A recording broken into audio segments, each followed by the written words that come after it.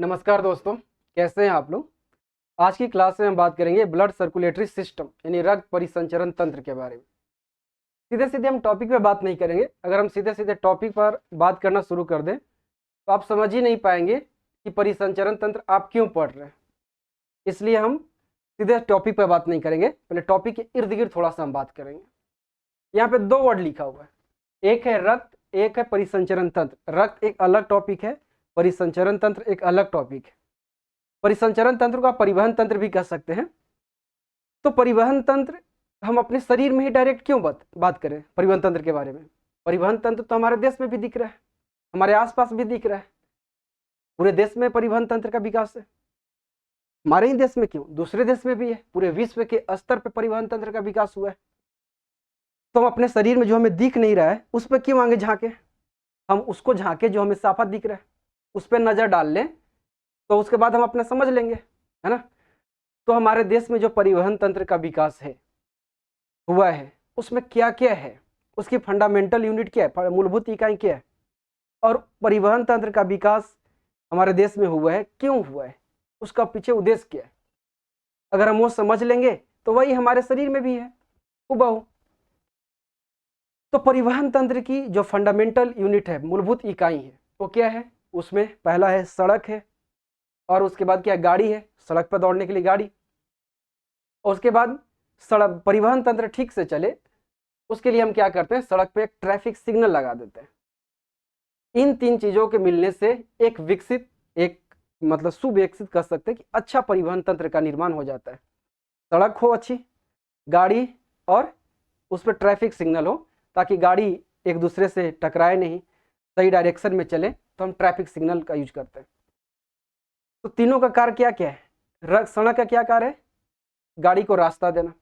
गाड़ी का क्या काम है, वस्तुओं का आदान प्रदान करना है, एक स्थान से दूसरे स्थान तक वस्तुओं को पहुंचाना, वहां से लाना, यानी वस्तुओं का आदान प्रदान करना। यही कार्य है पूरा परिवहन तंत्र का, यही उद्देश्य है।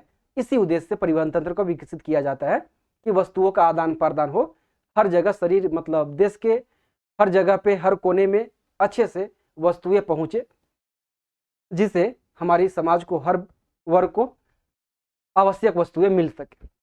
यही होता है परिवहन तंत्र का उद्देश्य। अब हम बात करें अपने शरीर में। हमारे शरीर में परिवहन तंत्र जो है, परिसंचरण तंत्र या परिवहन तंत्र एक ही है, बोल सकते हैं, दोनों का एक ही मतलब होता है। तो हमारे शरीर में जो परिसंचरण तंत्र है उसमें भी यही तीन चीज है। एक हमारे शरीर में गाड़ी है, एक हमारे शरीर में सड़क है, और एक हमारे शरीर में ट्रैफिक सिग्नल है। अब आपको लग रहा है ये क्या बोल रहे हैं सर, है ना। बस इसको पकड़ लेना तो आराम से समझने में मजा आएगा, है ना। हमारे शरीर में गाड़ी कौन है ना। तो हम बात करें कि हमारे शरीर में गाड़ी कौन है, यही तीन चीज है कि किसी भी देश में परिवहन तंत्र के विकास के लिए तीन ही चीज, सड़क, गाड़ी और ट्रैफिक सिग्नल, यही तीन चाहिए। यही हमारे शरीर में है तीन चीज, यही तीन चीज है, ठीक है। इन्हीं तीन चीज से हमारे शरीर में परिवहन तंत्र का निर्माण हुआ है, हमारे शरीर में या देश में भी या किसी भी देश में, है ना। बस यहाँ पे खाली सिर्फ नाम अलग है, कार्य वही है ना। रक्त हमारे शरीर में गाड़ी की तरह कार्य करता है। रक्त हमारे शरीर में क्या करता है, गाड़ी यानी व्हीकल्स भी लिख दे रहे हैं, व्हीकल्स। हृदय जो है हमारे शरीर में ट्रैफिक सिग्नल की तरह काम करता है। कैसे काम करता है अभी समझाते हैं, है ना। Traffic signal. और जो रक्त वाहिकाएं हैं हमारे शरीर में रोड की तरह काम करते हैं। जिस तरह से हमारे देश में परिवहन तंत्र है, रोड का जो काम है वही रक्त वाहिकाएं काम करते हैं। और जो गाड़ी काम करती है वो रक्त काम करता है, और जो ट्रैफिक सिग्नल काम करता है वो काम हमारे शरीर में हृदय करता है। कैसे करता है इस तरह समझाते हैं। रक्त वाहिकाओं में धमनी शिरा पे बात करेंगे, है ना। अब देखिए, हमने कहा है कि गाड़ी जो हमारे शरीर, हमारे देश में जो गाड़ी चल रही है ना, उसका काम क्या, वस्तुओं का आदान प्रदान करना। हमारे शरीर में गाड़ी के रूप में रक्त है, तो रक्त का कार्य हमारे शरीर में क्या है, पदार्थों का आदान प्रदान करना। ऑक्सीजन, कार्बन डाइऑक्साइड, पोषक तत्व, हार्मोन को एक शरीर के विभिन्न अंगों में पहुंचाना, है ना। तो पोषक तत्व, हार्मोन, विटामिन से सबको शरीर के विभिन्न अंगों में पहुंचाना, फिर विभिन्न अंगों से उत्सर्जित पदार्थ को उत्सर्जित अंगों तक पहुंचाना। तो रक्त का जो कार्य है क्या हमारे शरीर में है, परिवहन करना। पदार्थों का परिवहन करना। ये हमारे शरीर की बात होगा। हमारे देश में काम कौन करता है? गाड़ी करता है। ठीक है। अब हृदय कैसे ट्रैफिक सिग्नल की काम करता है। जो हृदय वाला वीडियो देख लिए होंगे, इससे ठीक पीछे हम बात किए थे हार्ट पे, हृदय पे, है ना, वो समझ रहे होंगे। इतने से बोल देंगे कि ट्रैफिक सिग्नल है तो आप समझ गए होंगे वो कि सच में सर ट्रैफिक सिग्नल की तरह काम कर रहा है। तो हृदय क्या करता है, जिसे अगर हम रोड पे बात करें, जो ट्रैफिक सिग्नल है रोड का, तो क्या होता है, ट्रैफिक सिग्नल का कार्य है, मतलब जो लगा रहता है वो क्या करता है, सही एक डायरेक्शन देता है गाड़ी को, गाड़ी सही दिशा में जाए, है ना, ताकि गाड़ी एक दूसरे से टकराए नहीं, यही करता है। और दो रोड होते हैं, है ना, एक होता है आने वाला, एक ट्रैफिक सिग्नल की ओर आता है तो एक ट्रैफिक सिग्नल से बाहर निकलता है, यानी एक सड़क होता है अप, एक सड़क होता है डाउन, एक आने वाला एक जाने वाला, यही होता है ना। एक तरफ से गाड़ी आई तो दूसरी तरफ से गाड़ी चल गई। ठीक है। उसी तरह से धमनी और सीरा दो रोड है हमारे शरीर में, एक अप एक डाउन, है ना। तो कैसे होता है हमारे शरीर में अप डाउन है? हृदय है हमारे शरीर का ट्रैफिक सिग्नल, ये है हृदय हट। ये ट्रैफिक सिग्नल यानी हृदय से, ठीक है, रक्त एक सड़क निकलती है जो कि शरीर के विभिन्न अंगों तक जाती है, शरीर के विभिन्न अंग, शरीर, है ना, हृदय से शरीर तक एक जाती है सड़क, एक सड़क जाती है निकलती है शरीर से हृदय की तरफ, जो हृदय से शरीर की तरफ जा रहा है, ठीक है, उसको हम बोलते हैं आर्टरी यानी धमनी। ठीक है। और जो शरीर से हृदय की तरफ आता है उस सड़क को, यहाँ सड़क इसको मान रहे, अभी समझाएंगे, ठीक है, इसको बोलेंगे हम वेन, सिरा। ठीक है। अभी धमनी सिरा के बारे में और सारी जानकारियां लेंगे, अभी सिर्फ हम इंट्रो ले रहे हैं, ठीक है, ताकि समझ पाए कि हम किस डायरेक्शन में जाएंगे आज। ये इस तरह से काम करता है। ठीक है।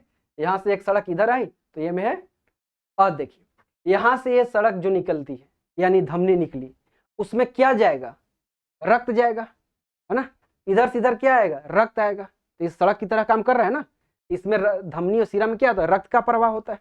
रक्त गाड़ी है, उसके लिए सड़क है, धमनी और सीरा उसके लिए सड़क की तरह कार्य करता है। ठीक है।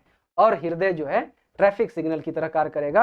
हृदय जो है रक्त को एक सही डायरेक्शन देता है। जब हृदय में रक्त आता है तो हृदय फिर उसको फेफड़ा में भेजता है, फिर हृदय में आता है रक्त तो हृदय उसे पंप करके धमनी में भेजता है ना। तो हृदय एक सही डायरेक्शन देता है कि रक्त को कब कैसे भेजना है, हृदय पंप करके उसको डायरेक्शन देता है। ठीक है। अब हम बात करें इस पे, जिसमें हम ये रक्त पे और हृदय पे हम बात कर चुके हैं। ठीक है। जो नहीं देखे हैं वो प्लेलिस्ट पे जाकर वीडियो देख सकते हैं। ठीक है।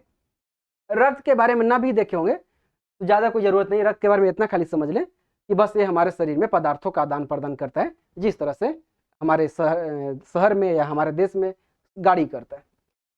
हृदय के बारे में थोड़ा जानकारी ले लीजिए, नहीं देखें तो आप देख लीजिए वीडियो, ताकि ज़्यादा समझ में बात आएगी। और रक्त वाहिकाएं आपको आज हम समझेंगे, धमनी सिरा किसी का, इसके बारे में आज पूरी तरह चर्चा करेंगे इस पर। और तीनों को समझ लेंगे तो 1 मिनट में हम फिर तीनों को एक साथ लाकर पूरी बात को समझ लेंगे, पूरी परिसंचरण तंत्र को समझ लेंगे। परिसंचरण तंत्र दो तरह के होता है, एक खुला परिसंचरण, एक बंद परिसंचरण। इस तरह से देश में नहीं होता, ये सिर्फ शरीर में होता है। ठीक है। खुला परिसंचरण तंत्र, मोलस्का, आर्थ्रोपोडा, मोलस्का समझ रहे हैं, देख के इमेज पता चल रहा है, जिसको इसको बोलते हैं गांव में घोंघा, है ना, घोंघा बोलते, बरसात के दिन में जब धान रोपाता है ना, आषाढ़ के दिन में, तो ये ज्यादा देखने को मिलता है। जो गांव के होंगे वो समझ पा रहे हैं, घोंघा है ये। ठीक है। इसको खाया भी जाता है, इस पार्ट है ना जो आगे वाला, इसको पार्ट को खाया जाता है। जब डॉक्टर, जिसका टीबी हो जाता है ना, तो डॉक्टर सलाह देता है इसको खाने के लिए। हम समझ रहे हैं, जो नहीं खाए होंगे उसको थोड़ा लग रहा है कि क्या बता रहे हैं सर, है ना, कोई बात नहीं, अब वो खाने के लिए हम नहीं कह रहे हैं, डॉक्टर सलाह देते हैं जब किसी को टीबी हो जाता है तो खाने के लिए। तो इसमें क्या है, खुला परिसंचरण तंत्र है। ठीक है। खुला परिसंचरण तंत्र में क्या होता है कि रक्त जो है रक्त वाहिकाओं में नहीं बहता है, खुले रूप में शरीर में उसका बहते रहता है। जैसे ये इमेज देख रहे हैं, अगर इस इमेज को आप देख रहे हैं तो समझिएगा कैसे है। मान ले कि इस इमेज को हम लें, ठीक है, दिख पा रहा है कि बड़ा कर दें, थोड़ा सा बड़ा कर देते ताकि आप साफा देख पाए। ठीक है। ये क्या है? ये है चींटी है, थोड़ा सा बड़ा, चींटी नहीं कहेंगे इसको, थोड़ा बड़ा है तो चुट्टा कहेंगे, चुट्टा है ना। इस सब का देखिएगा कि एक ऐसा है विशेष तौर पे कि ये सब का रक्त जो है शरीर में कहीं एक जगह इकट्ठा, देखिएगा इसके शरीर का पीछे वाला भाग, ये देखिए यहाँ पे रक्त जो है एक जगह इकट्ठा हुआ है। सबका देखिएगा पीछे ऐसे जो है लटका रहता है, ठीक है। इसके में देखिए यहाँ पे है, ठीक है। इस तरह सब में वैसा ही रहता है, रक्त जो है एक जगह जो है जाके इकट्ठा हो जाता है, रक्त खुले में बहता है। कैसे बहता है समझते हैं। मान लीजिए इसको चुट्टा एक ले लेते हैं, ठीक है। अब उससे नहीं जानेंगे, इसको ही ले रहे हैं, ठीक है। इसका ये सर हो गया ऊपर वाला भाग, और ये हो गया पीछे वाला भाग, ठीक है। मान लें कि यहाँ पे इसका हृदय है, ठीक है, इसका हार्ट है, इसका दिल है। यहां से रक्त पंप किया हृदय, तो कुछ दूर तक है ना रक्त जो है रक्त वाहिका में आता है कुछ दूर तक। यहां से हार्ट पंप किया तो मान लें कि यहां से यहां तक आया रक्त जो है रक्त वाहिका के माध्यम से। लेकिन इसके बाद रक्त जो है खुले में ऐसी जो है फेंक दिया जाता है, खुले में ऐसी मतलब इसके शरीर में ऐसी आके सगरो ऐसे गिरा दिया जाता है, एक जगह पर जाके रख दिया जाता है। कोई नली नहीं लगा, ऐसी जाके यहाँ से नली आया यहाँ से यहाँ तक, बस यहीं तक, उसके बाद वहां से डायरेक्ट जो है शरीर में डाल दिया गया। और यही ये जो इतना भाग है, ये पार्ट, इस पार्ट से इस शरीर के सभी कोशिकाओं का सीधा संपर्क होता है। यानी सब कोशिकाएं इस पार्ट से जुड़े रहते हैं, यानी सभी कोशिकाओं को जो पोषक तत्व है, जो भी हार्मोन विटामिन जो भी मिलता है यहीं से मिल जाता है, ठीक है।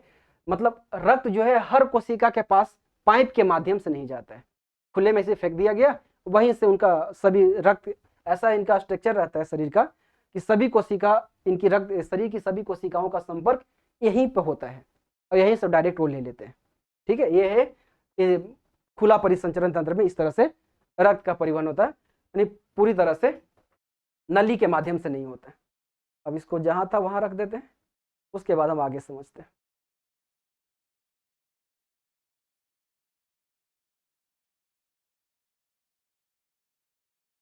अब देखते हैं मोलस्का में ऐसे ही होता है जिस तरह से इसमें है, इसमें भी एक जगह रक्त इकट्ठा रहता है। अब बात करें बंद परिसंचरण तंत्र में, तो बंद परिसंचरण तंत्र में रक्त जो है शरीर के हर कोशिका तक, शरीर के हर ऊतक तक, हर अंग तक रक्त जो है पाइप के माध्यम से जाता है, यानी रक्त वाहिकाओं के माध्यम से रक्त जाता है। इसके तरह नहीं कि एक जगह जाके फेंक दिया गया वहां से सारे कोशिकाएं ले रहे हैं, नहीं, शरीर के हर अंग तक, हर ऊतक तक, सभी पार्ट तक रक्त जो है पाइप के माध्यम, यानी पूरी शरीर में जो है पाइप फैला रहता है। किसमें पाया जाता है बंद परिसंचरण? तो सभी कशेरुकी में पाया जाता है। एनिलिडा में केचुआ, जोंक ये सब आ जाते हैं। कशेरुकी में हम लोग भी कशेरुकी में आते हैं, जिसमें मेरुदंड पाया जाता है, हड्डी पाया जाता है, वो सब में क्या पाया जाता है? कशेरुकी उन्हें बोलते हैं। इसमें मानव दिख नहीं रहा है, बंदर दिख रहा है, बंदर से ही हम लोग तुलना अपना कर लेंगे, है ना। बंदर भी नहीं है, पर बंदर भी मतलब आएगा कशेरुकी में, इस इमेज में नहीं है, और इसमें मानव भी नहीं है, पर मानव में भी बंद परिसंचरण तंत्र होता है। तो कैसे होता है हम लोग में? एक नली के माध्यम से रक्त का प्रवाह होता है, यानी शरीर के सभी भाग में एक नली के माध्यम से इसमें रक्त जो है प्रवाह होता है। समझ पाए कि नहीं? अगर नहीं समझ पाए ऐसा समझते हैं, एग्जाम्पल से समझते हैं, ठीक है। समझ गए तो ठीक, ना तो अब फिर एग्जाम्पल हम देते हैं। ऐसा समझते हैं, एक क्लासरूम है, ठीक है। हम समझ रहे हैं कि आप वीडियो देख रहे हैं, मगर आप महसूस कीजिए कि आप क्लासरूम के अंदर है, ठीक है। एक क्लासरूम है, उसमें मान लीजिए कि 50 बच्चे बैठे हुए हैं, ठीक है। 50 को हमें पानी पहुंचाना है, ठीक है। पानी उन 50 व्यक्ति तक पहुंचाना है। तो दो तरीका है, एक तो है कि हम नल पाइप लाएं, और पाइप हम पूरी हर जगह नहीं पहुंचाएं, फिर सिर्फ दरवाजा तक लाएं, ठीक है। और दरवाजा के बाद से वहीं से पाइप से क्या होगा, पूरा रूम में हम पानी भर दिए, पूरा नहीं, यानी आपके ठेहुना तक पानी भर दिए, सभी व्यक्ति मतलब पूरी रूम में भर दिए, यानी सर तक नहीं, बस ठेहुना तक, ठीक है। अब जिस 50 बैठे हुए सबकी जगह पानी है, लेकिन पानी क्या है, वो पूरी तरह से फैला हुआ है। जिसको जरूरी है वह हाथ लगाएगा, आराम से ले लेगा। पानी पूरी रूम में फैला हुआ है, ठीक है। और सभी व्यक्ति का संपर्क है पानी से, सबका पैर पानी में डूबा हुआ है।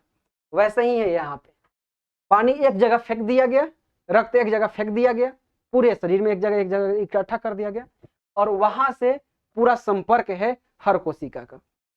अब दूसरा समझिए, 50 को हमें पानी पहुंचाना था, अब क्या करें कि पाइप के माध्यम से हम क्या किए, 50 सीट पे जहां जहां बच्चे बैठे हुए हैं उन सभी जगह पे हम पाइप के माध्यम से रक्त पहुंचाएंगे, माने पानी पहुंचाएं। यानी एक बेंच पे 4 बच्चे बैठे हैं, तो हम 4 पाइप लगाएंगे, सबके लिए अलग अलग लगाएंगे, 50 के लिए अलग अलग लगाएंगे, एक पाइप के माध्यम से उनके एकदम जहाँ सीट है वहां तक पहुंचाएंगे, यानी उसके मुंह के एकदम ठीक सामने रखेंगे पाइप कि लो भाई सबके दम है। तो क्या होगा, बंद परिसंचरण हो गया, यानी एक पाइप के माध्यम से पहुंचाया गया सभी के पास। यानी उसी तरह से हम लोग के शरीर में क्या होता है, बंद परिसंचरण, यानी हमारे शरीर के सभी अंग तक रक्त जो है पाइप के माध्यम से जाता है। ठीक है, ये हो गया बंद परिसंचरण तक। अगर नहीं समझे तो और समझते बढ़िया से, इस इमेज से समझते हैं। ये है ओपन और ये है बंद, मतलब खुला परिसंचरण यानी ओपन सर्कुलेटरी सिस्टम, ये क्लोज्ड है। दिख नहीं रहा है, अगर जिसको नहीं दिख रहा होगा तो कभी जहां ना दिखे ना वो थोड़ा सा क्वालिटी बढ़ा लिया कीजिए, 720 पे कर दिया कीजिए, है ना, तो उसके बाद आपको दिख जाएगा। चलिए देखिए ये क्या बोले हम, ये है खुला। तो हम बताएं कि हृदय से कुछ दूर तक आता है रक्त, उसके बाद सीधे फेंक दिया जाता है शरीर में, एक जगह पे जाके एक जगह इकट्ठा हो जाता है। और वहां से जो देखिए यहाँ पर लिखा है बॉडी सेल, यानी शरीर की सभी कोशिकाओं का संपर्क यहाँ पे होता है। ये पाइप नहीं है, यहीं तक पाइप है, पाइप यहीं तक है। और इसके बाद जो है रक्त को फेंक दिया गया शरीर के एक जगह पे, वहां से सबका संपर्क है, और वापस फिर रक्त जो है यहीं से चल गया उसके पास। लेकिन इसमें देखेंगे तो यहाँ से रक्त आया, लेकिन देखिए यहाँ से फेंक नहीं दिया गया, ये पूरी तरह से पाइप है, ये पूरा पाइप है, ये पूरा पाइप है, ये भी पाइप है, ये भी पूरा पाइप है, ऐसे पूरा पाइप फैला हुआ, ठीक है, पूरा पाइप है। और सर जितना भी कोशिका होगा वो सबके पास पाइप पहुंचेगा, सबके पास, ठीक है, एक पाइप के माध्यम से जाएगा। लेकिन यहाँ पे खुले में फेंक दिया गया और शरीर की कोशिकाएं सभी वहां पे हैं, वहीं से संपर्क है। जिसे आपके पैर सबका पानी में डूबा हुआ इसी तरह वहां पे डूबा रहते हैं, और जो भी पोषक तत्व है वो रक्त से ले लेते हैं। इस तरह से है खुला परिसंचरण और बंद परिसंचरण होता है। अब हम बात करेंगे धमनी और सीरा, यानी सड़क पे, है ना, क्या है इसको बोल रहे थे ना, सड़क, रक्त वाहिकाओं को हम सड़क बोल रहे थे। चलिए बात करते हैं धमनी और सीरा। धमनी क्या करता है, रक्त को हृदय से शरीर के विभिन्न अंगों तक पहुंचाता है। ठीक है, रक्त धमनी हृदय से शरीर के विभिन्न अंगों तक रक्त पहुंचाएगा। ये क्या करेगा, वापस यानी शरीर के विभिन्न अंग से रक्त को हृदय में पहुंचा देगा। यानी हृदय अगर डिफाइन करना चाहिए, सबसे अच्छा डिफिनेशन है ये धमनी और सीरा के बारे में। तो वे रक्त वाहिकाएं जो हृदय से शरीर के विभिन्न अंगों तक रक्त को ले जाता है उसे हम क्या कहते हैं, धमनी कहते हैं। और वापस शरीर के विभिन्न अंगों से रक्त को हृदय में लेके आता है उसको हम बोलते हैं सीरा। ठीक है, धमनी में शुद्ध रक्त बहता है। शुद्ध रक्त का मतलब हुआ ऑक्सीजन युक्त रक्त, बस, यानी कि रक्त अलग नहीं होगा, रक्त वही है। जब ऑक्सीजन उसमें मिल जाता है तो हम कहते हैं कि शुद्ध हो गया, जब कार्बन डाइऑक्साइड उसमें आ जाता है तो कहते हैं अशुद्ध हो गया। शुद्ध रक्त यानी ऑक्सीजन युक्त रक्त। ठीक है, अपवाद में पल्मोनरी धमनी, और इसमें जो है अशुद्ध रक्त है यानी कार्बन डाइऑक्साइड युक्त रक्त। अपवाद में पल्मोनरी सीरा। अपवाद है मगर थोड़ा सा अगर कंसेप्ट से समझेंगे तो अपवाद नहीं भी लगता है, अपवाद के तौर पे भी याद रख सकते हैं। पल्मोनरी धमनी कहाँ से निकलती है, हृदय में वाला में हम बताए थे। हृदय के किस पार्ट से निकलता है, हृदय में 4 चेंबर होता है, बायां लिंद, दायां लिंद, बायां नीलय, दायां नीलय। ये कहाँ से निकलती है पल्मोनरी धमनी, दायां नीलय से। दायां नीलय से कहाँ जाती है, फेफड़ा में जाती है रक्त को लेकर। तो फेफड़ा में जाता है रक्त, क्या शुद्ध होने जाता है, इसलिए इसमें अशुद्ध रक्त रहता है। और हृदय से निकल रहा है इसलिए धमनी कहलाता है पल्मोनरी धमनी। पल्मोनरी सीरा कहाँ से निकलती है, फेफड़ा से आती है कहाँ, हृदय में। हृदय के किस भाग में, बायां लिंद में। याद आ रहा है कि नहीं, नहीं याद आ रहा है तो इमेज देख लेते हैं, इमेज दिखा दें, याद आ रहा होगा, जो देखे उनको याद आ रहा होगा। ये है पल्मोनरी सीरा, ये क्या है, पल्मोनरी सीरा, यानी पल्मोनरी, यहाँ पे भेन लिखा हुआ सीरा को फुफ्फुस धमनी भी बोल, फुफ्फुस सीरा भी बोल सकते हैं। और ये है फुफ्फुस धमनी यानी पल्मोनरी आर्टरी, पल्मोनरी धमनी। देखिए ये जो निकला कहाँ जाएगा रक्त को लेके, लंग्स में। ठीक है, और लंग्स से वापस कौन लेके आएगा, पल्मोनरी सीरा। कहाँ आ जाएगा, यहाँ पे आ जाएगा। ठीक है, तो इसमें शुद्ध रक्त, इसमें अशुद्ध रक्त होता है। तो धमनी और सीरा। चलिए यहाँ पे थे हम लोग, यह अपवाद में है पल्मोनरी धमनी, इसमें पल्मोनरी सीरा। धमनी में रक्त का दाब जो होता है, ब्लड प्रेशर जो होता है अधिक होता है। ठीक है, रक्त दाब अधिक होता है, जबकि सीरा में रक्त दाब कम होता है। ठीक है, कैसे कम होता है से समझिए, और कैसे इसमें ज्यादा है। धमनी है, जब हृदय पंप करता है, जब हृदय संकुचित होता है, ऐसे हृदय धड़क रहा है ऐसे ऐसे, ठीक है, जब हृदय संकुचित होता है तो रक्त जो है कहाँ निकलता है, धमनी के माध्यम से निकलता है। जैसे जैसे संकुचित हुआ तो हृदय से जो है रक्त जो है बहुत तेजी से पूरे झटके से निकलता है धमनी के माध्यम से और शरीर में जाता है। ऐसे इमेज में देखें यहाँ पे तो ज्यादा समझ आएगा। चलिए यहाँ है, ठीक है, ये है हृदय, इसको पंप, अभी पूरे इस स्लाइड को नहीं समझा रहे, इस स्लाइड को बाद में समझाएंगे, सिर्फ समझने के लिए यहाँ पे ला रहे हैं। इस धमनी हृदय जो है पंप किया, रक्त को पंप किया तो रक्त निकला शरीर में, कैसे निकला से समझते, यहाँ पे आप समझिए, ये वाला इमेज को देखिए तो ज्यादा समझ आएगा। चलिए ये देखिए, ये अगर नहीं हृदय वाला देखे तो एक बार देख लीजिए वीडियो, फिर भी हम समझाने की कोशिश करते हैं। ये जो है पंप करता है, नीले जो है संकुचित होता है, ये पंप किया, ठीक है, संकुचित हुआ तो नीले से, बाएं नीले से रक्त जो है कहाँ निकलता है, धमनी के द्वारा, महाधमनी के द्वारा शरीर के विभिन्न भाग में जाता है। तो जैसे ही संकुचित हुआ तो पूरा प्रेशर के साथ जो है रक्त निकलता है, पूरा प्रेशर के साथ निकलता है। ऐसे समझिए ना, आप पाइप से कहीं लेके जाते हैं पानी, जाते हैं ना, मान ली खेत पटाने के लिए, गांव में पटाते हैं, चाहे आप देखे होंगे, या छोड़िए कहीं से आपको पानी पाइप के माध्यम से लेके जाना है, और जैसे आप मोटर ऑन करते हैं, स्विच ऑन किए मोटर का, पानी पूरा तेजी से निकलता है, तेजी से निकलता है ना, तो पाइप में पूरा प्रेशर जाएगा। वही यहाँ पर बात कर रहे हैं, यहाँ जैसे संकुचित होता है तो पूरा प्रेशर के साथ जो है रक्त निकलता है धमनी के माध्यम से, ठीक है, यही इस इमेज में आप देखिए। तो यहाँ से रक्त निकला तो धमनी है, ठीक है, ये महाधमनी, धमनी, छोटी धमनी लिखा है, सब धमनी है, ठीक है, सिर्फ क्या है, एक मोटा है, ज्यादा है, उससे कम मोटा, उससे कम मोटा, ऐसा है, सब धमनी ही है, ठीक है। अभी इसको हम समझाएंगे, तब ये समझिए इसमें क्या होगा, प्रेशर क्या होगा, ज्यादा होगा, यहीं पे हृदय से एकदम जुड़ा हुआ है, ठीक, पंप किया और निकला रक्त पूरा तेजी से, तो धमनी में क्या होता है, प्रेशर बहुत हाई होता है। अब यही रक्त सीधे क्या होता है, शरीर के विभिन्न अंग में जाएगा और विभिन्न अंग से वापस लौट के हृदय में आता है। अब देखिए यही रक्त है, शरीर के विभिन्न अंग में पहुंच गया और वापस आ रहा है, लेकिन इधर से जब निकला था तो कोई किसी ने पंप किया था, किसी ने धक्का मार के इसको भेजा था, लेकिन इधर से जब वापस लौट रहा है ना, वही रक्त लौट रहा है, इधर से वापस कोई धक्का देने वाला नहीं है, ठीक, जो बचा खुचा प्रेशर है ना उसी से लौट रहा है, कहा कि इधर से आएगा तो धीरे धीरे धीरे धीरे आते आते प्रेशर कम होगा ना, प्रेशर कम होगा, धीरे धीरे प्रेशर कम हुआ, प्रेशर कम हुआ, तो ये जो इसमें क्या होगा, सीरा में आते आते प्रेशर कम हो जाएगा। वही रखते हैं, यहाँ पे हाई प्रेशर रहेगा धमनी में, धीरे धीरे उसका प्रेशर कम होगा, वापस लौटते लौटते लौटते उसका प्रेशर जो होगा कम होने लगेगा, तो सीरा में आकर रक्त का जो प्रेशर होता है कम हो जाता है, क्योंकि वही रक्त वापस लौटना है, इधर से कोई धक्का नहीं दे रहा है, ठीक है, अपने आप शरीर रक्त को वापस जाना है, ठीक है, इसलिए सीरा में जो होता है धीरे धीरे प्रेशर क्या होता है, कम हो जाता है। इसलिए यहाँ पे लिखा हुआ है कि सीरा में जो है धमनी में रक्त का दाब अधिक, जबकि इसमें क्या रक्त दाब क्या होता है, कम हो जाता है, प्रेशर जो होता है कम हो जाता है, ये ठीक है। अब समझते हैं,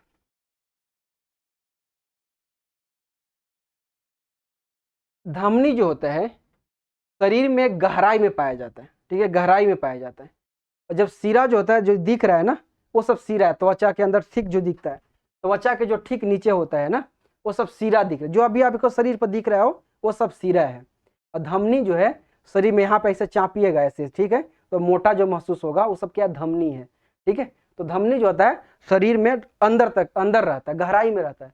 क्यों गहराई में ईश्वर ने रखा इसको, क्योंकि इसमें प्रेशर ज्यादा है, इसलिए अंदर रखा, कि भाई कट उठ जाएगा तो रक्त बहुत तेजी से निकलेगा, इसलिए अंदर रखा है बचाकर, कि जल्दी हाली कटना ना भाई, वो कट जाएगा ना तो रक्त बहुत प्रेशर से निकलेगा, पूरा 10 मिनट में पूरा शरीर खाली कर देगा, ठीक है, उसमें बहुत प्रेशर हाई होता है, जब कटेगा तो बहुत तेजी से प्रेशर रक्त निकलेगा। जबकि इसमें प्रेशर कम होता है, तो इसलिए कभी नस उस कट गया ऊपर वाला तो ज़्यादा प्रेशर से नहीं निकलता है, और कुछ समय के बाद ब्लड क्लॉट भी हो जाता है। इसलिए क्या होता है कि कभी दोस्त में अनबन हुआ ना तो क्या कहते हैं, नस काटने लगते हैं, मतलब दोस्त मतलब वैसा दोस्त नहीं है ना, वो लैला मजनू वाला है ना, तो अनबन हुई तो सोचते कि अब चलते हैं, बहुत रहना हो गया, अब वहाँ चलते हैं, तो उठाता है ब्लेड कोई, दोनों में से कोई, जैसे ज़्यादा सुनते हैं कि लड़की काटते हैं, पता नहीं लड़की काटता है लड़का, सुनने में आया, फिल्म में तो दिखाया जाता है कि लड़की ही काटता है ज़्यादा। तो ऐसा क्या क्या हुआ, ऐसा काटा, अब ब्लेड से काटेगा तो दर्द तो होगा ना भाई, दर्द हुआ, देखा कि खून भी बहने लगा, और लड़की है तो थोड़ा सा खून देख के तो उसे डर लग ही जाएगा, फिर छोड़ता है कि इतना तो कट ही गया, अब तो मर ही जाएंगे, और छोड़ देता है, आराम से सो जाता है कि अब तो मर जाएंगे, सोते हैं आराम से बह के अब मर जाएंगे। लेकिन कुछ ही समय के बाद ब्लड क्लॉट कर जाता है। क्यों? क्योंकि वह काटा, वो सीरा कटा, धमनी कटा ही नहीं। सीरा में रक्त का दाब क्या है? बहुत कम है, तो ब्लड जो है थोड़ा समय के लिए निकला, फिर अपने आप ब्लड क्लॉट कर जाता है। लेकिन अगर धमनी कट गई, अगर गुस्सा में किसी ने पूरा तेज काट दिया तो जाएगा, है ना। ये प्रेशर बहुत हाई है, ठीक है, तो उसमें जो है प्रेशर कस से निकलता है। अब यहाँ पे समझते हैं 5वां पॉइंट पे कि धमनी की जो भित्ति होती है वो क्या होती है? मोटी होती है, परंतु उसका यांत्रिक गुहा, गुहा ल्यूमेन को बोलते हैं, ठीक है, सक्रिय होती है। उसको समझाते हैं कैसे होता है। यहाँ पे देखिए उसका ठीक उल्टा है कि इसकी भित्ति पतली, परंतु यांत्रिक गुहा जो होती है चौड़ी होती है। समझते हैं इसको कैसे, ऐसे समझते हैं कि ये है, चलिए इसको समझते हैं। गुहा क्या है उसको समझते, पूछा हुआ प्रश्न भी है। तो ए है मान लीजिए कि धमनी, ठीक है, तो ए ऊपर वाला जो हो गया वो धमनी का क्या हो गया? दीवार हो गया, धमनी की दीवार हो गया, ठीक है।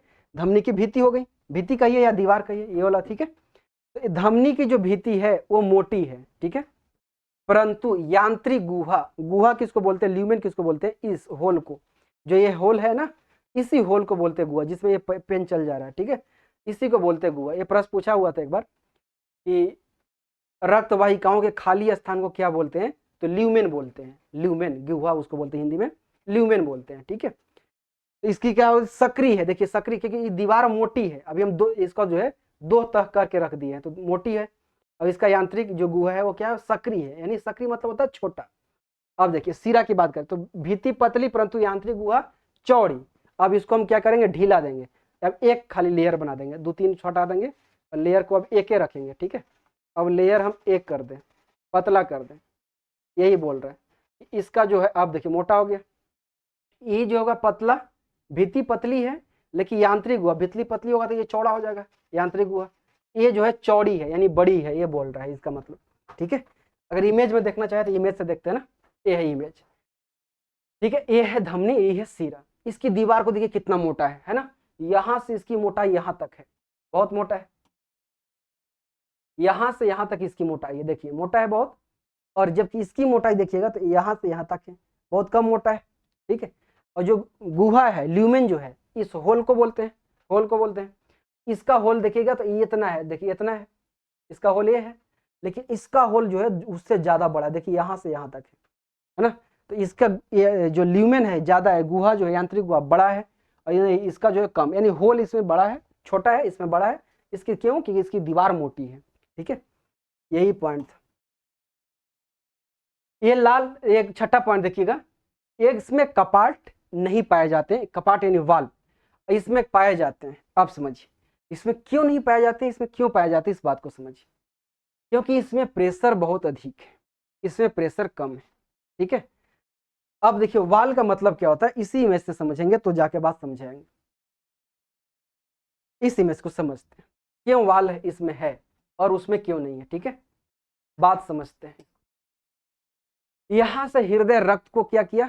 पंप किया, ठीक है। वाल का मतलब पहले समझ लेते हैं, उसके बाद ही समझ पाएंगे।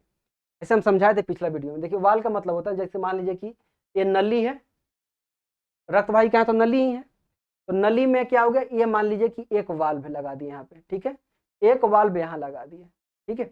अब नली में कुछ भी है, पानी या रक्त कुछ भी है, तो ये जो वाल्व है ना, जिसे इधर से आएगा कोई वस्तु तो मान लीजिए इसको जाने देगा, लेकिन इधर से इधर पार कर गया और वापस चाहेगा कि हम लौट जाएं तो वाल्व बंद हो जाएगा, नहीं जाने देगा। यानी इधर से इधर आएगा तो वाल्व खुलेगा, लेकिन इधर से जैसे जाने के करेगा तो वाल्व जो होगा उल्टी दिशा में नहीं जाने देगा, बंद हो जाएगा। यानी वाल्व जो होता है सिर्फ एकल पाथ देता है, एक तरफ से जाने देगा, आने नहीं देगा, लौटने नहीं देगा, ठीक है। जैसे साइकिल में होता है, जैसे चप्पाकल में भी होता है ना। तो साइकिल में क्या होता है, उसका जो ट्यूब रहता है, जो हवा जिसमें भरते हैं हम लोग टायर में, तो आप हवा भरिएगा तो हवा चल जाएगा उसके अंदर, लेकिन वापस हवा नहीं आता है, आता है नहीं आता, क्योंकि उसमें वाल्व रहता है। जैसे आप क्या उसको बोलते हैं, हवा भरने वाला को पाइप, पाइप से हवा भरेंगे साइकिल में तो हवा चल जाएगा अंदर साइकिल के अंदर। अब पाइप निकाल दिया तो वापस क्या हवा निकलने लगता है? नहीं निकलने लगता है, क्योंकि हवा को जाने दिया, लेकिन जैसी हवा बाहर आएगा तो उसको बंद कर देगा, आने नहीं देगा, उल्टी दिशा में नहीं आने देता वाल्व। यही वाल्व होता है। अब समझते हैं। कि धमनी में क्यों नहीं होता, इसमें क्यों होता है, ऐसे समझते हैं।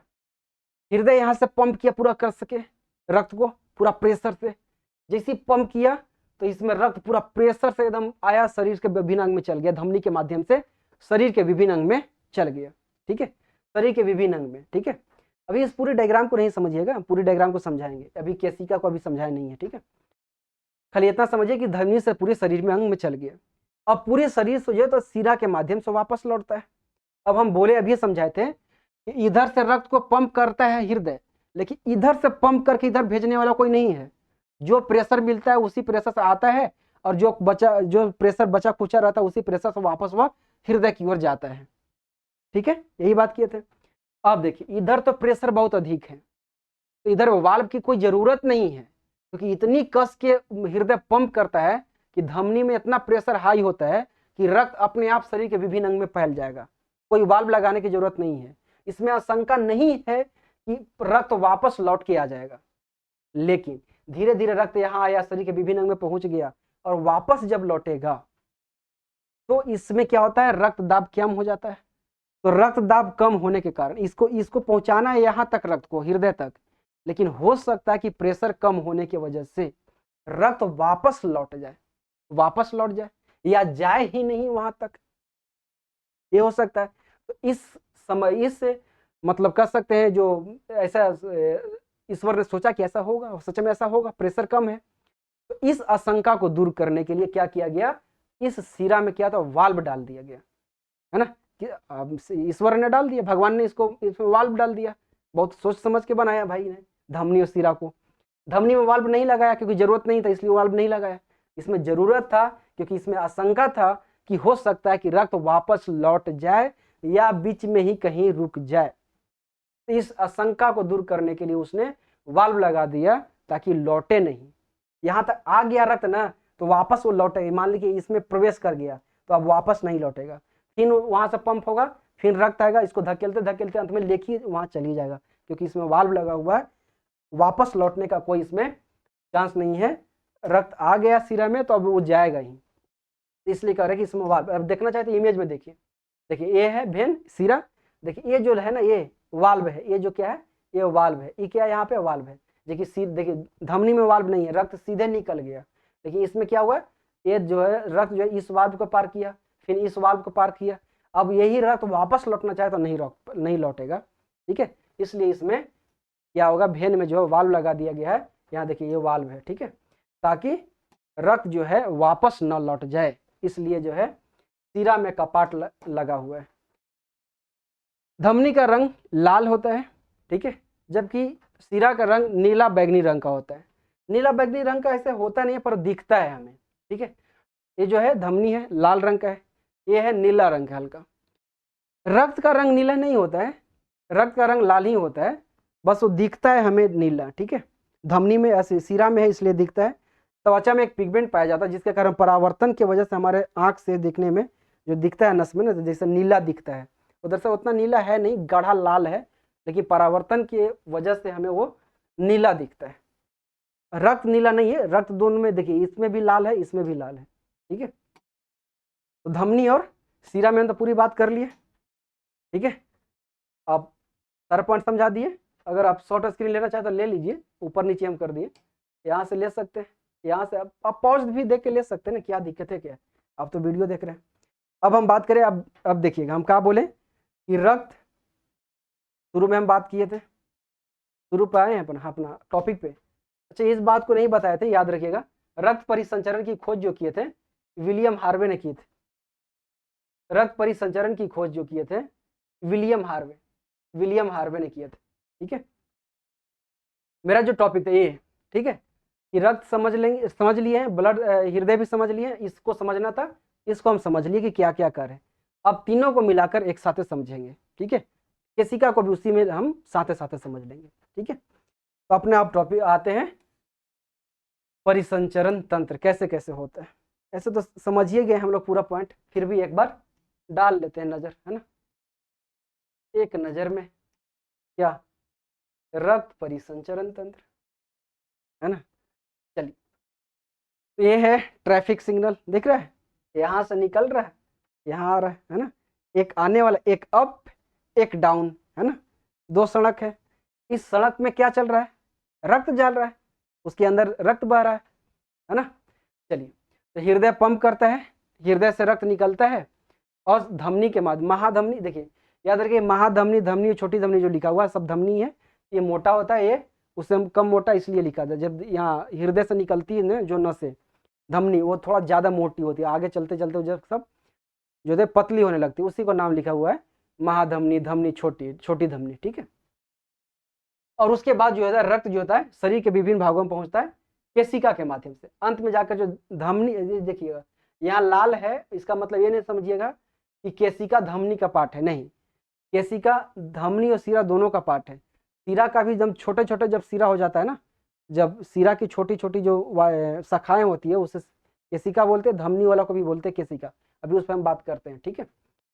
तो आए धमनी से, उसके बाद केशिका, केशिका से ही शरीर के विभिन्न अंगों में पोषक तत्व ऑक्सीजन पहुंचता है, ठीक है। केशिका को थोड़ा सा बातें कर लेते हैं तो ज्यादा समझ आएगा। ये है केशिका, ठीक है, कैपिलरी, ठीक है। और हम ये दोनों बोले कि धमनी की और सिरा दोनों की केशिका है, देखिए ये लाल वाला भी और नीला वाला दोनों को दिखाएं कि केशिका है, ठीक है। तो कैसे काम करता है, देखिए यहाँ से हृदय से निकला और ये हृदय की ओर जा रहा है, ठीक है, यानी सिरा तो हृदय की ओर ही जाता है। ये महाधमनी है, आर्टरी है, महाधमनी कहिए, धमनी कहिए, आर्टरी, और ये भेन, सिरा, ठीक है।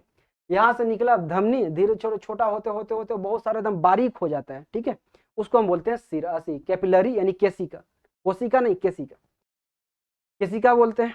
अब देखिए कैसे ही काम करता है समझिए। मान ले कि ये शरीर का अंग है, ठीक है, शरीर का अंग है, कोई भी अंग है, शरीर का कोई भी पार्ट है, ये शरीर का अंग है। आया रक्त धमनी से, धमनी से रक्त आई, ठीक है, अंग में, ठीक है, धमनी से रक्त आया, ठीक है। जैसे ही अंग के पास पहुंचता है तो क्या हो जाता है, ये एकदम छोटा हो जाता है।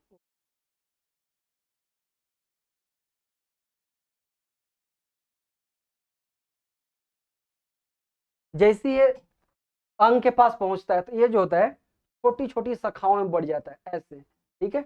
और इस अंग जाकर ये जो होगा अंग को जाके जो ये पोषक तत्व है रक्त में वो सब वहां पे पहुंचा देता है। अब ई अंग से इधर से एक सिरा निकला है होगा, सिरा को हम ब्लू कर देते हैं, ठीक है। इधर से आएगा सिरा, ठीक है, इधर से आया सिरा, इसी तरह से सिरा भी होता है। जब सिरा अंग के पास, शरीर के सभी अंग में पहुंचता है, किसी भी अंग के पास, तो वो क्या होता है, छोटी छोटी क्या होता है, उसका शाखाएं निकल जाती है, ठीक है। इसी को बोलते हैं केशिका। इन दोनों को, इधर और ये दोनों को बोलते हैं केशिका, ठीक है। अब देखिए, ये धमनी आई रक्त को लेकर, इसको दे दिया ऑक्सीजन जो भी पोषक तत्व था, अंग को दे दिया, शरीर के अंग को, और ये रक्त फिर वापस लौटेगा, तो ये जो होता है इसके माध्यम से वापस जो है रक्त क्या है लौटने लगता है, ठीक है, रक्त जो होता है वापस लौट जाता है। अब कह सकते हैं ना कि ये धमनी और ये सिरा, ये दोनों को जोड़ कौन रहा है, केशिका, केशिका जोड़ रहा है ना। तो कहा भी जाता है कि केशिका जो है धमनी, पूछा हुआ प्रश्न, 2-3 बार पूछा हुआ प्रश्न है कि धमनियों और सिराओं को कौन सी सूक्ष्म ऐसी नलिका है, कौन सी ऐसी सूक्ष्म नलिका है जो धमनियों और सिराओं दोनों को जोड़ता है, तो कौन है, केशिका, है ना, दोनों को जोड़ रहा है ना। देखिए धमनी और सिरा दोनों को क्या कर रहा है, जोड़ रहा है, या इस इमेज में भी देख सकते हैं कि दोनों को क्या कर रहा है, जोड़ रहा है। ये धमनी हो गई, सिरा, बीच में केशिका, ये दोनों को जोड़ रहा है। या कह सकते हैं कि धमनी और सिरा के बीच में एक सेतु की तरह है, एक पुल की तरह जो दोनों को क्या करता है, जोड़ता है, ठीक है। और सिरा फिर वापस जो है, वापस सिरा जो है रक्त में लेकर, सिरा जो है रक्त को लेकर वापस हृदय में आता है। तो रक्त परिसंचरण हमारे शरीर में कैसे काम कर रहा है, शरीर के विभिन्न अंग से क्या हुआ, यहाँ से पहले धमनी वाला देख रहे हैं, ठीक है। हृदय पंप किया रक्त को, तो धमनी, महाधमनी, धमनी, छोटी धमनी, केशिका, केशिका से फिर वापस रक्त आएगा, सिरा, छोटी सिरा, सिरा, महासिरा, फिर हृदय, हृदय से फिर फेफड़ा में रक्त जाएगा, फेफड़ा से फिर हृदय को मिलेगा, हृदय फिर पंप करेगा, और इसी तरह से चलते रहता है। हमारे शरीर में रक्त परिसंचरण का होते रहता है, और शरीर के विभिन्न अंगों तक पोषक तत्व मिलते रहता है, और विभिन्न शरीर के विभिन्न अंगों से पोषक तत्व को उत्सर्जी पदार्थ तक छोड़ा जाता है। यह है परिसंचरण तंत्र। अब हम बात करें, एक बात को समझते हैं, एकल परिसंचरण तंत्र क्या है? अपूर्ण दोहरा परिसंचरण और दोहरा परिसंचरण। ठीक है, मछलियों में होता है एकल परिसंचरण। ठीक है, एक चीज और हमको आपको समझाना था, उस पर रुक जाइए, जो प्रश्न पूछा हुआ नहीं बताए। ये जो महाधमनी होता है ना, याद रखिए, 2 पॉइंट यहाँ पे याद रखिएगा, नहीं तो फिर दिक्कत होगा। प्रश्न पूछा हुआ है, प्रश्न एग्जाम में पूछा हुआ है, आरआरबी एनटीपीसी 2021 में 2 प्रश्न पूछा हुआ है और दोनों यहीं से था। ठीक है, महाधमनी जो है हमारे पूछेगा कि हमारे शरीर में सबसे बड़ी रक्तवाहिका कौन है, तो महाधमनी। हमारे शरीर में सबसे बड़ी रक्तवाहिका, तो लिख दीजिए बड़ी। ठीक है, बड़ी रक्तवाहिका, बड़ी लिखा या नहीं, बड़ी लिखा हुआ लिख लीजिएगा। सबसे बड़ी रक्तवाहिका कौन है? महाधमनी। केशिका के बारे में अगर हमें 2 पॉइंट लिखना हो, जो कि दोनों एग्जाम में पूछा हुआ प्रश्न है, ये सबसे छोटी रक्तवाहिका, सबसे छोटी रक्तवाहिका। और केशिका, एक पॉइंट अभी बताएं कि अब धमनी और शिरा को क्या करता है? जोड़ता है, यानी आर्टरी प्लस कर दे वेन, दोनों को जोड़ता है। तो हमारे शरीर की सबसे बड़ी रक्तवाहिका कौन है अगर पूछेगा एग्जाम में, तो कौन मानेंगे? महाधमनी, है ना, अरोटा। हमारे शरीर की सबसे छोटी रक्तवाहिका कौन है अगर एग्जाम में पूछे, तो सीधे मारना है केशिका। ठीक है, केशिका, कैपिलरी, कैपिलरी केशिका। कौन ऐसी हमारे शरीर में नलिका है जो धमनी और शिरा दोनों को जोड़ता है? केशिका। दोनों पॉइंट को याद रखिएगा, एग्जाम में खूब पूछता है प्रश्न। ठीक है, पूछा हुआ किया जाएगा प्रश्न। अब हम अपने आप आ रहे थे दोहरा परिसंचरण और एकल को समझाना, यही है। ठीक है, मछली में तो एकल परिसंचरण तंत्र कैसे होता है, एकल से समझते हैं। एकल का मतलब होता है सब, और दोहरा का मतलब क्या है यहाँ समझते हैं। एकल का मतलब हो कि रक्त परिसंचरण के दौरान यदि रक्त हृदय से एक बार ही आकर खाली गुजरता है तो उसको बोलेंगे एकल। यदि रक्त परिसंचरण के दौरान रक्त हृदय से होकर 2 बार गुजरता है तो हम बोलेंगे कि उसमें दोहरा परिसंचरण तंत्र है। जैसे अभी समझते हैं मछली में एकल कैसे, दोनों एग्जाम पूछा हुआ प्रश्न, ये सब समझ लेते हैं इसको ठीक से। मान ली कि मछली में क्या पाया जाता है? एक अलिंद और एक नीलय। ठीक है, ये है मछली का हृदय, एक अलिंद और एक नीलय, नीचे वाला का नीलय कहते हैं, सब हम बता चुके हैं पिछले वाले वीडियो में। ये मान ले कि मछली का शरीर है। ठीक है, शरीर है, शरीर से अशुद्ध रक्त, ठीक है, हृदय में आया, हृदय के अलिंद में, अलिंद से आ गया नीलय में। अब ये मत कहिएगा कि अलिंद से फिर नीलय में आ गया तो 2 बार आ गया, नहीं, तो हृदय के अंदर ही है, एक ही बार हुआ। अभी हृदय के अंदर है तो एक ही बार। और शरीर से अशुद्ध रक्त कहाँ आया? हृदय में। ये नीलय फिर रक्त को पंप करता है, तो पंप करला के बाद ये शरीर का, मछली में जो श्वसन की क्रिया होता है वह किसके द्वारा होता है? गलफड़ा के द्वारा, है ना, गिल्स जिसे बोलते हैं। यहाँ पे उसका होता है ना, मुंह के पास, थोबड़ा के पास, जो ऐसे पंप करते रहते हैं, वो होता है गिल्स। तो यहाँ मान लीजिए शरीर का यहाँ इसका है गिल्स यहाँ पे। ठीक है, गलफड़ा, रक्त को पंप किया तो रक्त आ जाता है इस गिल्स के पास। गिल्स के पास आता है तो इसमें ऑक्सीजन रहता है, तो रक्त में ऑक्सीजन मिला दिया जाता है। जैसे ऑक्सीजन मिलता है तो रक्त शुद्ध हो जाता है, और शुद्ध रक्त शरीर के विभिन्न अंगों में चल जाता है। कहाँ से? गिल्स के माध्यम से ही चल जाता है, वापस फेफड़ा में, ऐसे हृदय में नहीं जाता है। एक ही बार आया ना, शरीर से आया हृदय में, हृदय पंप किया, आ गया शरीर के गिल्स में, यानी मछली के फेफड़ा जो उसको बोलते हैं गलफड़ा, जिसे गिल्स बोलते हैं, उसमें आया, वहां पर रक्त शुद्ध हुआ और शुद्ध होकर सीधे शरीर के विभिन्न अंगों में चल गया, वापस हृदय में नहीं गया। तो एक ही बार आया, इसलिए बोलते हैं कि मछली में एकल परिसंचरण पाया जाता है, एकल रक्त परिसंचरण तंत्र पाया जाता है। अब दोहरा की अगर हम बात करें तो दोहरा किसमें पाया जाता है? मगरमच्छ में, जिसमें 4 चेंबर पाया जाता है। तो हम लोग में शरीर में कितना चेंबर पाया जाता है? 4 चेंबर।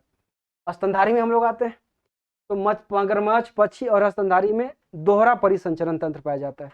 अब दोहरा में कैसे होगा से समझ।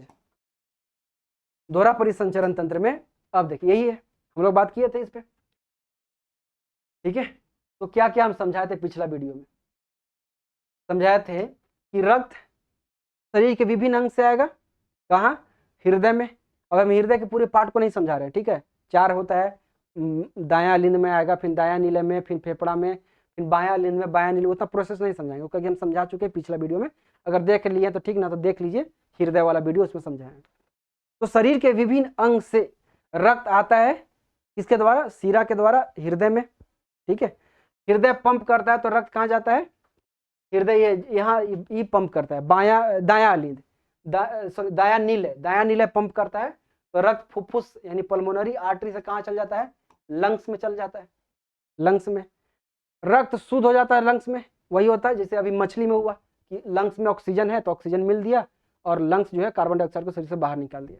तो रक्त शुद्ध होकर वापस कहाँ जाता है, पल्मोनरी वेन यानी फुफ्फुस सिरा द्वारा कहाँ जाता है, हृदय में आ जाता है। हृदय के इसमें आ जाता है, बायां अलिंद में आ जाता है, बायां अलिंद से बायां नीले में आ जाता है।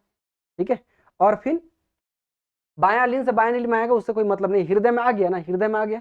फिर हृदय जो है बायां नीले जो पंप करता है रक्त को, जैसे रक्त को पंप करता है तो महाधमनी के द्वारा पूरे शरीर में फैल जाता है। तो 2 बार आया ना हृदय में रक्त। देखिए फिर से समझिए, शरीर के विभिन्न अंग से हृदय में आया, हृदय पंप किया तो फेफड़ा में आगे गया।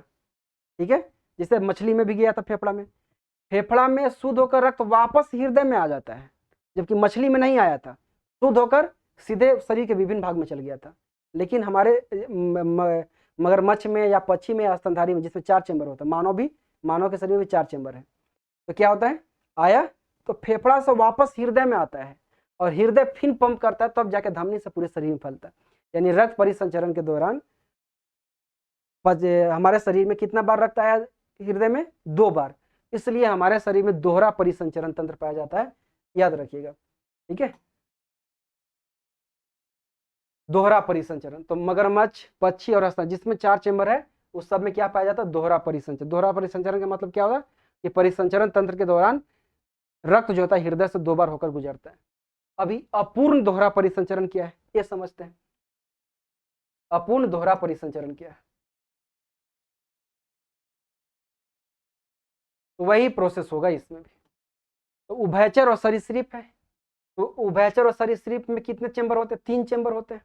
ठीक है, 3 चेंबर। ठीक है, बायां अलिंद, दायां अलिंद और नीचे एक नीले होता है, 2 अलिंद और एक नीले होता है। उसी तरह से हो गया, कोई उभयचर ले ले, उसका शरीर ले ले, मेढक ले ले, चाहे कुछ भी ले ले। ठीक है, उसका शरीर है, शरीर से अशुद्ध रक्त कहाँ आएगा, हृदय में। हृदय में आया, कहाँ आया, दायां अलिंद में। ठीक है, दायां अलिंद से आ गया रक्त नीले में, या नीले में तब दायां बायां है नहीं, एक ही नीले है, नीले में आ गया। नीले पंप किया रक्त को तो फेफड़ा में गया, लंग्स में गया, लंग्स से रक्त शुद्ध होकर आ गया बायां अलिंद में। ठीक है, बायां अलिंद से आ गया नीले में। अब देखिए यही होता है, रक्त 2 बार आ रहा है इसमें भी, लेकिन अपूर्ण कहां से हो जा रहा है से बताइए। पूर्ण नहीं है, अपूर्ण है, क्योंकि ये अशुद्ध रक्त है, ये क्या शुद्ध रक्त, तो शुद्ध और अशुद्ध रक्त दोनों मिल गया, इसलिए बोलते हैं कि अपूर्ण दोहरा परिसंचरण है, क्योंकि रक्त अलग नहीं रहा, शुद्ध और अशुद्ध रक्त एक ही में मिल जाता है। लेकिन हमारे शरीर में क्या है, दोहरा क्या है, देखिए हमारे शरीर में दोहरा क्यों है इसे समझते। हमारे शरीर में क्या होता है, बायां अलिंद, दायां अलिंद, और दायां अलिंद और दायां नीले, ये दोनों जो अलग होता है, ये बायां हृदय का बायां भाग है जिसमें शुद्ध रक्त रहता है, और ये जो इसमें अशुद्ध रक्त रहता है, ये दोनों कभी मिलते नहीं है। हमारे शरीर में जो चेंबर है ऐसा है ना, 4 चेंबर है ऐसे, है ना, ये है लेफ्ट राइट, ये भी लेफ्ट राइट, ये एट्रियम, ये वेंट्रिकल और ये वेंट्रिकल, यही है ना। तो ये इसमें मिलते नहीं है, इसमें क्या होता है, अशुद्ध रक्त होता है, इसमें होता है शुद्ध रक्त। ठीक है, ये रक्त इसमें मिलता नहीं है, इसलिए हम लोग बोले कि दोहरा परिसंचरण है। जबकि क्या होता है, उभयचर में जो होता है एक ही नीले है, ये है, तो रक्त जो शुद्ध और शुद्ध रक्त एक ही में मिल जाता है, इसलिए कहते हैं इसमें दोहरा तो है, रक्त हृदय से 2 बार आ रहा है, लेकिन फिर तो जाके एक ही में मिल जा रहा है, शुद्ध और अशुद्ध रक्त एक ही में मिल जा रहा है, तो उसको बोलते हैं कि अपूर्ण दोहरा परिसंचरण तंत्र है। अब हम बात करेंगे ब्लड प्रेशर पे। ब्लड प्रेशर, बीपी पे बात कर लेते हैं। ठीक है, ब्लड प्रेशर पे बात करते हैं कि रक्तचाप या रक्तदाब भी इसको बोल सकते हैं, ब्लड प्रेशर। रक्तदाब क्या होता है से समझते हैं। तो हृदय के संकुचन और अनुशिथिलन से, यानी सिस्टोल और डायस्टोल। सिस्टोल मतलब जब ऐसे संकुचित हुआ उस समय, और फिर वापस अपने हृदय वापस ऐसे आया।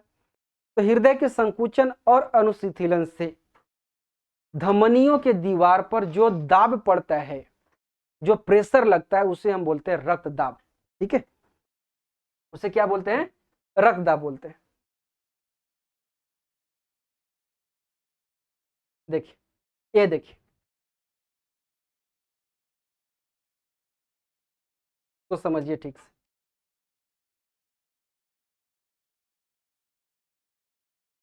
हमने क्या बोला, फिर समझिए कि हृदय संकुचित हुआ और फिर अनुशिथिलन हुआ।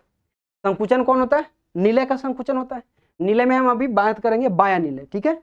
बाया निलय ये जब संकुचित होता है तो तेजी से रक्त निकलता है महाधमनी के द्वारा, शरीर के विभिन्न भाग में जाता है। तो संकुचित होता है तो इस पर, इस धमनी के अंदर पाइप रक्त निकल रहा है तो उस पर बल भी तो लग रहा होगा ना।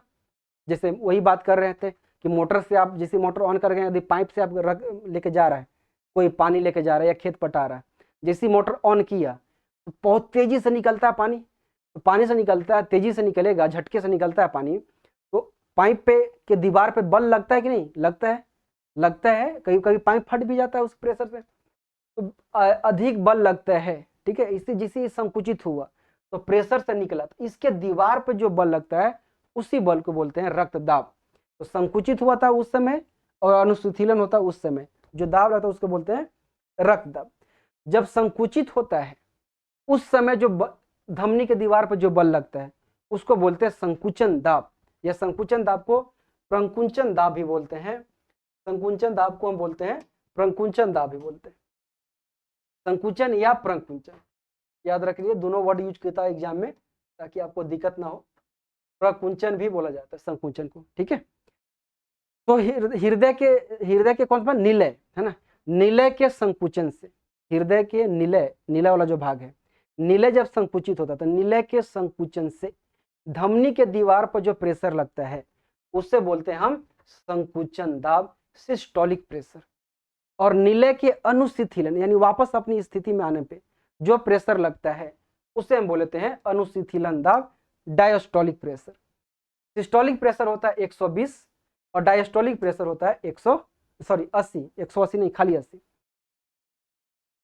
खाली मतलब ओनली है ना, मात्र 120 mmHg लिखा हुआ है, ठीक है, यानी मिलीमीटर ऑफ Hg, यानी Hg यहाँ पे है मरकरी। कभी कभी एग्जाम में पूछा हुआ प्रश्न है कि 120 mmHg में Hg क्या है, Hg है मरकरी। इसका मतलब होता है कि पारे के 120 मिलीमीटर स्तंभ द्वारा जो दाब लगता है उतना ही दाब हृदय जब संकुचित होता है तो धमनी के दीवार पर लगता है, ये बात होता है। ये कितना होता है 120, ये होता है अलग अलग भी याद रखिएगा, एक साथ भी पूछता है, क्योंकि पूछ देता है एग्जाम में कि मनुष्य में सामान्य संकुचन दाब कितना होता है, तो 120/80 नहीं मारिएगा, खाली 120। मनुष्य में समान अनुशिथिलन दाब कितना होता है तो 80, ठीक है। अब पूछेगा कि समान रक्त दाब कितना होता है तो वो होता है 120/80, है ना, 120/80। जब ये घट जाता है तो कहते हैं कि बीपी लो हो गया, जब बढ़ जाता है तो कहते हैं कि बीपी हाई हो गया, ठीक है। अब देखिए थोड़ा सा यहाँ पे समझिए, हम लोग बीपी में ही बात कर रहे हैं कि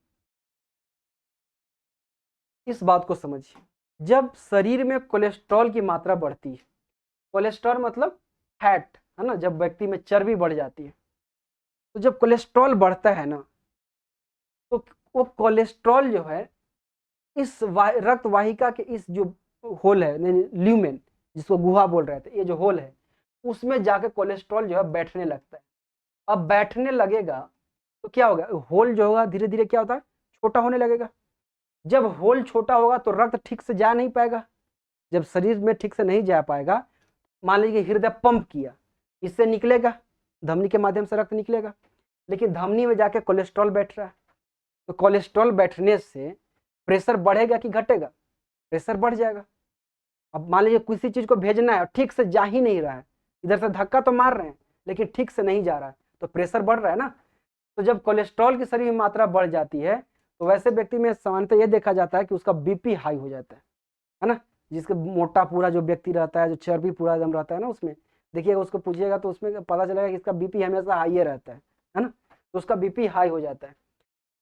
जिसे मान लीजिए कोई व्यक्ति लंबे समय तक बीपी से, मतलब हाई बीपी से ग्रसित होता है, पीड़ित रहता है, तो उसको बोलते हैं हाइपरटेंशन की अवस्था, हाइपरटेंशन। और लो जब हो जाता है तो उसको बोलते हैं हाइपोटेंशन। एक हाइपरटेंशन, एक हाइपोटेंशन, जब कम रहता है हमेशा तब उसको बोलते हैं हाइपोटेंशन।